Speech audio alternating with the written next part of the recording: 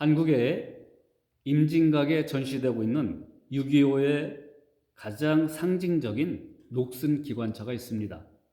선로가 끊겨져 있어 더 이상 달릴 수가 없지요.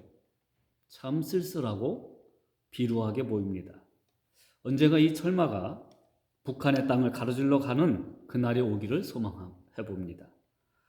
코로나 바이러스로 인해서 공적 예배를 드리지 못하니까 설교자로서 멈춰선 기차와 같은 그런 심정입니다. 다시 강단에서 복음으로 달리고 싶습니다. 예배의 생명력을 느끼고 싶습니다. 지금 말씀을 선포하는 이 시간, 150여석이 되는 예배당에는 아무도 없습니다. 아무쪼록 부활하신 예수님의 은혜로, 그 능력으로 전염병이 떠나고 다시 예배의 부활, 회복이 있는 날이 오기를 주님의 이름으로 축복합니다. 여러분, 기독교의 교리 가운데에 가장 논란의 중심에 서 있는 교리가 무엇일까요? 그것은 바로 예수님의 부활 사건입니다. 예수님이 십자가에 죽으신 것을 많은 사람들이 보았습니다. 죽음을 인정합니다. 그러나 부활은 누구도 본 사람도 없고 이성적으로 인정할 수 없기 때문에 예수님의 부활을 인정할 수가 없었던 거예요. 부인하고 왜곡하고 거짓 소문을 내었습니다. 자유주의 신학자들은 비신화화라는 이론을 내세우면서 부활과 같은 신화적인 내용은 다 빼버리고 그 의미만을 갖자고 하였습니다. 여러분, 그러나 부활은 역사적 사건이며 실제입니다. 어떻게 그런 확신을 우리가 가질 수가 있겠습니까? 부활하신 주님을 만난 증인들의 증언이 있기 때문입니다. 고린도전서 15장 5절, 개바하게 보이시고 후에 12 제자에게와 그 후에 500여 형제에게 일시에 보이셨나니 그 중에 지금까지 대다수는 살아있고 어떤 사람은 잠들었으며 그 후에 야고보에게 보이셨으며 그 후에 모든 사도에게와 바울에게도 나타나셨다고 말씀하고 있습니다.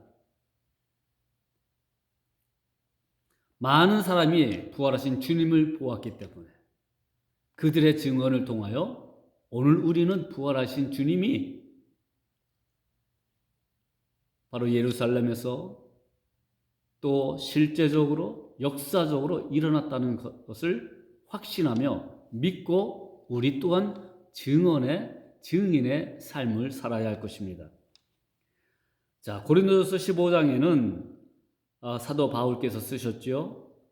거기에는 여자들의 이름이 나오지 않아요. 그런데 오늘 본문에는 누가복음 24장 1절에 안식 후 첫날 새벽에 이 여자들이 그 준비하는 향품을 가지고 무덤에 가서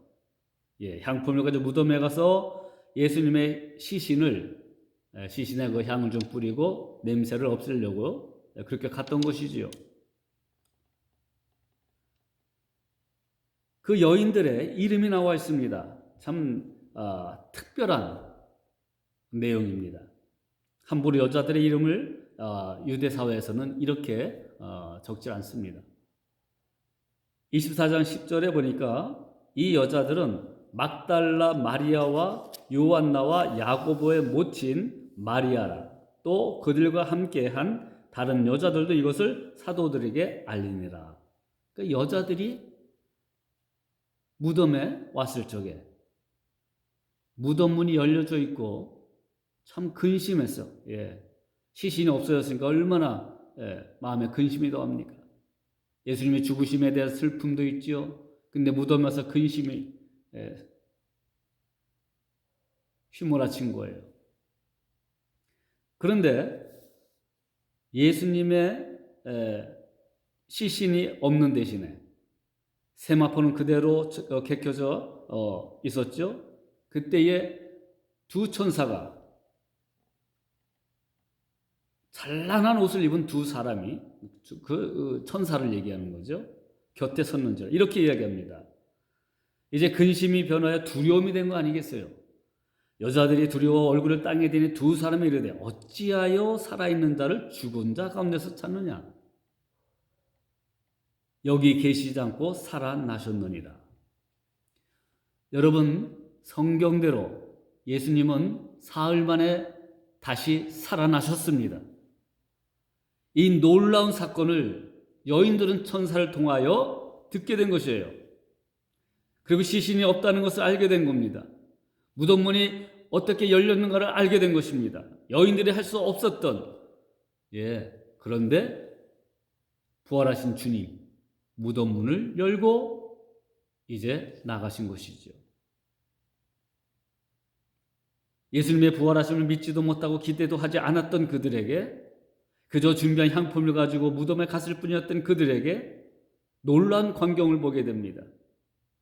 근심이 두려움으로 바뀌었습니다. 그런데 말씀하지요. 여기 계시지 않고 살아나셨느니라. 여러분, 그래서 그들이 이 소식을 듣고 그 이야기를 듣고 어디로 갑니까? 9절에 보니까 무덤에서 돌아가 이 모든 것을 11사도와 모든 다른 이에게 알리니, 사도들에게 알렸다는 거예요. 실제적인 체험이었다는 것입니다. 부활의 현장에 이 여인들이 등장했다는 것입니다. 그러니 여러분, 부활에 관해서 우리는 어떤 마음을 가져야 되겠습니까? 부활은 실제적이고 역사적이고, 부활은 우리에게 하나님의 놀라신 권능을 주시고, 부활은 우리에게 소망을 주신다는 것을 확신해야 되지 않겠습니까? 그래서 우리도 부활의 증인이 되어야 돼요. 주님이 살아나셨다. 주님이 살아나셨기 때문에 오늘 우리에게 소망이 있고 희망이 있고, 근심이 아니라 두려움이 아니라 감사와 기쁨과 은혜가 넘치는 그러한 모습으로 부활되어야 되지 않겠습니까? 그러므로 가장 중요한 것, 첫 번째로 부활은 우리에게 소망 가운데 기쁨과 승리의 확신을 약속합니다. 여인들의 슬픔이 있습니다. 제자들이 낭망했습니다. 부활하신 주님에 대한 소식을 듣고, 그러나 이들은 기쁨과 승리의 확신을 얻게 됩니다. 베드로전서 1장 3절에 보니까 우리 주 예수 그리스도의 아버지 하나님을 찬송하리로다. 그의 많으신 긍휼대로 예수 그리스도를 죽은 자 가운데서 부활하게 하심으로 말미암아 우리를 거듭나게 하사 산 소망이 있게 하시며, living hope, 산 소망이 있게 하시며. 여러분, 이 소망은 희망과는 다른 차원을 가지고 있어요. 성경에 따르면 소망은 삼위 하나님의 사역과 관련되어 있습니다. 소망의 근원과 주체가 사람이 아니고 하나님이시라고 시편 71편 5절에도 나와 있습니다. 소망의 내용은 하나님의 약속이며, 이 약속은 예수 그리스도 안에서 이미 부분적으로 성취되어져 있고 앞으로 완성되어진다는 것입니다. 그리고 성령은 예수 그리스도 안에서 이미 성취되어졌고 앞으로 성취되어지는 소망을 신자 안에서 이루어지게 합니다. 이처럼 성경에서 소망은 삼위 하나님의 사역과 관련되어 있기 때문에 반드시 이루어집니다. 그래서 사도 바울은 소망이 우리를 부끄럽게 하지 아니함은 우리에게 주신 성령으로 말미암아 하나님의 사랑이 우리 마음에 부음받았다고 로마서 5장 5절에 말씀하고 있어요. 소망의 하나님이 모든 기쁨과 평강을 믿음 안에서 너에게 충만하게 하사 성령의 능력으로 소망이 넘치게 하시기를 원한다고 선언하고 있습니다. 그렇습니다. 기독교에서 말하는 소망은 삼위 하나님의 사역이기 때문에 희망과는 다른 차원을 가지고 있어요. 희망은 그 성취가 불확실하지만 소망은 그 성취가 확실합니다. 신자는 믿음으로 예수 그리스도 안에서 이미 성취된 약속을 선물로 받고 있으며 장차 완성될 소망을 기다리고 있는 것입니다.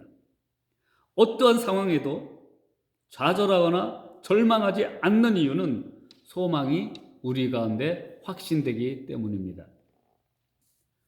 코로나 바이러스 19의 최후의 보루였던 미국의 와이오밍 주가 결국은 어제부로 재난지역으로 선포되었습니다. 미국 역사상 50개 주가 처음으로 재난지역으로 지정되는 암울한 현실을 오늘 우리는 맞고 있습니다. 미국의 확진자가 52만 3천 명을 넘어섰지요. 사망자만 2만 명이 넘어서므로 이 세계에서 최고의 사망자 국가라는 오명을 얻게 되었습니다. 참 속수무책입니다. 다음 주까지 절정에 이른다고 하는데 누구도 장담할 수 없는 상황입니다. 많은 시간이 소요될 것 같아요. 경제 성장률은 마이너스로 실업률은 경제 대공황 이후에 최고의 수치가 될 것이라는 전망을 내놓고 있습니다. 우리가 살고 있는 임페리얼 카운티도 인구가 15만 명 정도 되는데 그 가운데에 80여 명의 확진자가 생겨났고 3명의 사망자가 발생되었습니다. 이미 칼렉시코에는 모든 가게가 문을 닫았습니다. 멕시칼리 쪽에도 많은 공장들이 문을 닫고 셧다운하려고 하고 있습니다. 우리 바로 옆에도 이제는 마스크를 끼고 다녀야 되고요. 사람 만나는 것을 좀 피해야 되고, 또 식당은 이미 클로즈했고 드라이빙 스루만 열어놨지요. 참 불편합니다. 공장을 닫게 되면 한 달 월급은 법적으로 이렇게 허용하게끔 합니다. 그러나 2-3달 지나게 되면은 많은 사람들이 뱅크럽시 당하는 그러한 암울한 일들이 일어날 수 있어요. 지금은 고난의 때입니다. 환난의 시기입니다. 이 속에서 우리가 위로받고 기쁨을 얻고 확신할 수 있는 이유, 삼위일체 하나님께서 이 전염병 가운데 함께 하시기 때문에 때가 되면 전염병이 죽고 생명의 부활이 우리에게 주어질 줄 믿습니다. 하나님의 사역이에요. 하나님의 약속과 소망 가운데 있기 때문에 오늘 우리는 잠시 환난을 겪고 때로 약간은 불안하고 두렵기도 하지만 그러나 새 힘을 얻고 소망 가운데에 즐거워할 수가 있는 것입니다. 로마서 5장 3절 다만 이뿐 아니라 우리가 환난 중에도 즐거워하느니 이는 환난은 인내를 인내는 연단을 소망을 이루는 줄 알미로다. 그러므로 소망 가운데에 오늘 이 전염병을 오늘의 현실을 바라보면서 하나님을 향한 하나님의 은혜의 도우심과 하나님께서 역사하시게 된 기대감을 가지시고 오늘 이 환난의 시기를 믿음으로 이겨나갈 수 있는 소망의 은혜가 넘쳐날 수 있는 그러한 하나님의 백성들이 되기를 주님의 이름으로 축복합니다. 두 번째로 부활은 우리에게 증인의 삶을 살도록 요구하십니다. 누가복음 24장 9절에 보니까 오늘 본문 말씀에 무덤에서 돌아가 이 모든 것을 열한 사도와 모든 다른에게 알렸지요. 자, 그 여자들의 이름이 나왔지요. 이 이야기를 들었을 적에 자, 사도들의 반응이 어땠습니까? 열한 사도들의 반응이 11절에 나왔어요. 사도들은 그들의 말이 허탄한 것 듯이 들려 믿지 아니하나 그러나 한 사람이 달랐습니다. 12절에 베드로는 일어나 무덤에 달려가서 구부려 들여다보니 세마포만 보이는지라 그 된 일을 놀랍게 여기며 집으로 돌아가니라. 나중에 사도 베드로께서는 오순절 성령 강림 이후에 부활하신 예수님을 이렇게 체험했기 때문에 그가 도망갔던 로마를 향해서 다시 로마로 들어가 기꺼이 순교하게 됩니다. 여러분, 부활이 왜 사실적입니까? 왜 사실이고 역사적 사실이고 우리에게 능력이 됩니까? 부활의 주님을 만났던 자들은 이렇게 삶의 패러다임이 완전히 바뀌어졌어요. 도망자의 신분에서 이제 복음 전파자로 생명을 던지면서까지 주님을 증거했습니다. 증인의 삶을 살았습니다. 고린도전서 15장 55절에 사도 바울은 이야기하지요. 많은 환난을 당했어요. 죽음의 고통을 위협을 당했습니다. 죄에 대해서 얼마나 자기가 비참하다는 것을 알았던 사람이에요. 그런데 그가 선언합니다. 사망아 너의 이기는 것이 어디 있느냐? 사망아 너의 쏘는 것이 어디 있느냐? 사망에 쏘는 것은 죄요 죄의 권능은 율법이라. 우리 주 예수 그리스도를 말미암아 우리에게 이김을 주시는 하나님께 감사하노니 그 속에서도 감사하고 사망의 두려움이 온다 할지라도 그것에 감사할 수 있는, 왜? 모든 이김을 주시는 부활의 하나님이 계시기 때문에. 15장 58절에 계속 이어집니다. 그러므로 내 사랑하는 형제들아 견고하며 흔들리지 말며 항상 주의 일에 더욱 힘쓰는 자들이 되라. 이는 너희 수고가 주 안에서 헛되지 않은 줄을 알매니라. 여러분, 환난이 닥쳐도 부활의 주님을 바라보면서 견고하게 흔들리지 않는 믿음의 삶을 살기를 바랍니다. 오히려 항상 주의 일에 더욱 힘쓰는 자들이 되라고 말씀하고 있습니다. 오늘 우리에게 증인의 삶은 무엇입니까? 믿는 자의 도리를 다하는 것입니다. 이 환난을 벗어날 수 있도록 우리가 기도하는 것입니다. 이 일을 통하여 우리 주변에 믿지 않던 자들이 하나님의 전에 나와 십자가 앞에 회개하며 구원의 백성이 되는 것입니다. 그들을 초청해야 되는 것입니다. 그리고 어려울 때에 우리 이웃들을 돌보며 서로 도와주는 모습, 이 모습이 바로 주님의 일에 힘쓰는 자의 모습인 것입니다. 요즘 제 아내가 멀리 가 있기 때문에 혼자 지금 생활한 지가 2달째 되고 있습니다. 이제 다음 주 지나면 2주 후에는 모든 짐을 가지고 내려오게 됩니다. 그래서 우리 성도님들이 참 많이 저를 도와주셨습니다. 어느 날 이렇게 문을 열면 음식이 놓여져 있는 거예요. 요즘 화장지 구하기가 참 어려운데 생필품이 박스에 담겨져 있는 거예요. 이렇게 섬겨주는 모습이 얼마나 아름다운지 모릅니다. 주의 일에 더욱더 힘쓰는 자. 이제 우리가 부활절 헌금을 드렸습니다. 그 가운데 얼마는 우리가 지금 어려움에 처한 이웃을 향해서, 성도님을 향해서 약간의 구제 헌금이 될 것입니다.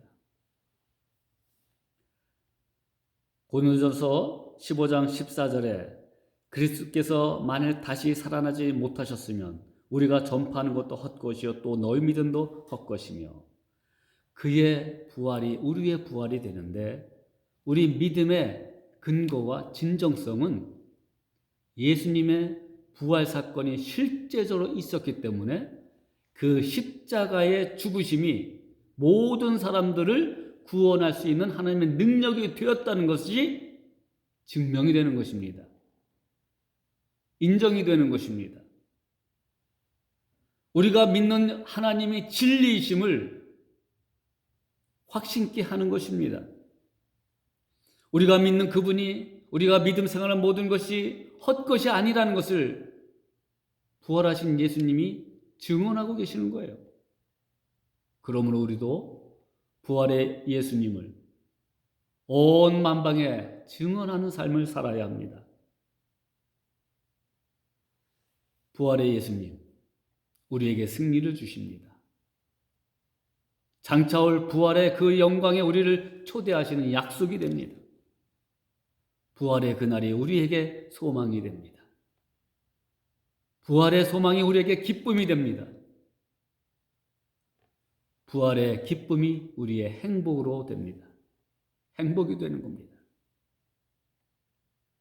오늘 이 전염병이 죽고 우리는 생명의 부활로 거듭나기를 주님의 이름으로 축복합니다. 우리의 절망된, 낭망된 모습이 있다면 소망으로 부활되기를 주님의 이름으로 축복합니다.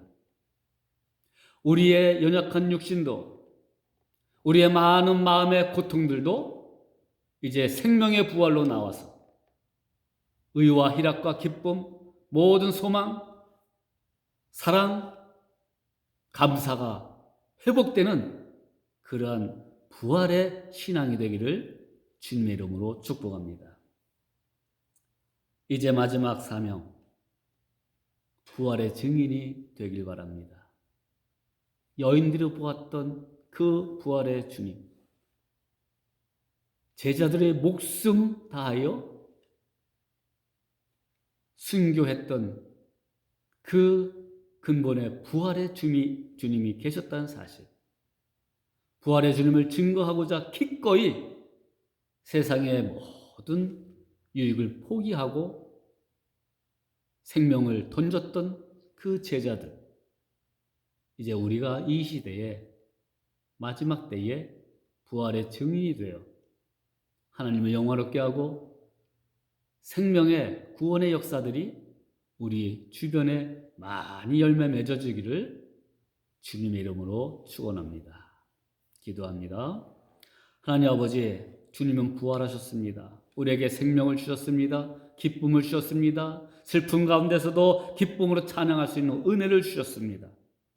이 놀라신 축복을 이 환난 가운데 우리가 소망 가운데 이제 즐거워하며 주님의 증인이 되는 삶을 살 수 있도록 인도하여 주시옵소서.